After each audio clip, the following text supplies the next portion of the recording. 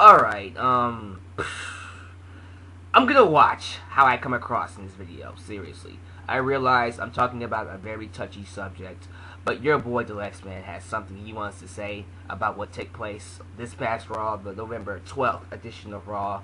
And it is about the Jerry Lawler segment. Those of you who don't know what happened, let me explain everything from beginning to end before I get into what I want to talk about. What happened on Raw is Jerry the King Lawler returned. He returned tonight from his heart attack he had a while ago, and he was well received by the audience. He got a great introduction by Jim Ross and Michael Cole. Came out and said some wonderful stuff to the audience. Thank you for all your support, to all your prayers.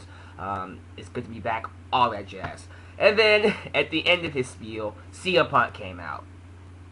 CM Punk came out and pretty much said, if I'm gonna paraphrase here, it was stupid of Jerry the King Lawler to get in the ring with him, and as a result of getting in the ring with him, it led to him having a heart attack. Pretty much trying to get heat off of his heart attack. And then after CM Punk said that statement, Paul Heyman decides to go ahead and fake his own heart attack. He starts coughing.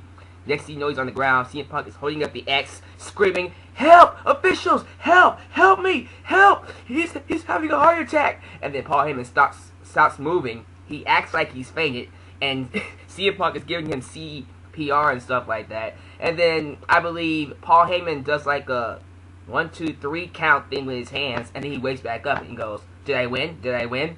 Pretty much showing that he beat Jerry the King Lawler when it comes to surviving death. He survived a heart attack faster than Jerry the King Lawler. Pretty much. So, yeah, that's what happened on Raw. Again, I'm just going to say it. If you was offended by this, I'm not going to tell you not to be offended. I understand. I completely, wholeheartedly understand if you was offended by this. So, I'm not going to come up here and be all like, "You shouldn't be offended by this." What I'm going to do, I'm just going to come up here and tell you guys why I wasn't offended. Because I wasn't offended by the segment. As a matter of fact, I'm not going to lie, I kind of laughed at Paul Heyman's little act there. It was so hokey, it was so overdone, it was so overdramatic. You knew he was acting, you knew he was acting like a big-ass douchebag. And it was a douchebag move. Was this fucked up? Oh yeah, it was extremely fucked up. But I'm sorry, I wasn't offended by it, and numerous reasons go behind this. First off, Jerry the King Lawler okayed this. You know he okayed this. Just like he okayed Michael Cole insulting his mother's death in 2011. He okayed this segment, otherwise it wouldn't have happened. He okayed it. He even made fun of the fact that he had a heart attack himself. I think like around the Brad Maddox versus Ryback match. He brought the ambulance out. Yeah, the ambulance came out, and Jerry the King Lawler was like, "Oh, look, my ride's here." Paul Heyman, to me, and Jerry the King Lawler was just making light of the situation. For me, to help get over the fact that he did have a heart attack, making light of it will help. It's good to actually laugh about it sometimes, so you can help get over it faster. So, to me, it was fine. I'm glad that they actually got me to laugh, to help get over the fact that this guy had a heart attack. It was much better than what WWE was doing. In my opinion, the advertising of his heart attack was much more offensive. Was a lot more offensive than what they did inside the ring. It's one thing to placate, fake a heart attack to draw heel heat. That's just edgy TV to me. I'll get to that in a second. It's another thing to use a heart attack to advertise a return, to draw sympathy by using an actual heart attack to advertise a return. That is kind of disgusting. I didn't like that. I was more offended by the advertisement of his heart attack than what Paul Heyman and CM Punk did inside the ring. Also, it's Paul Heyman and CM Punk. Think about this. Paul Heyman and CM Punk are two of the most strong-willed people that you should know, alright? If they thought it was offensive, you really think they would have gone out there and done that? If they thought it was so offensive, it crossed so many lines, do you really think they would have gone out there and done that? Hell no. They wouldn't have given it a second thought. But they did it out of fun. They was making light of a situation just like Jerry the King Lawler did. Which is why, again, I didn't find it offensive. And also, we have to remember something, people. They're heels. They're heels.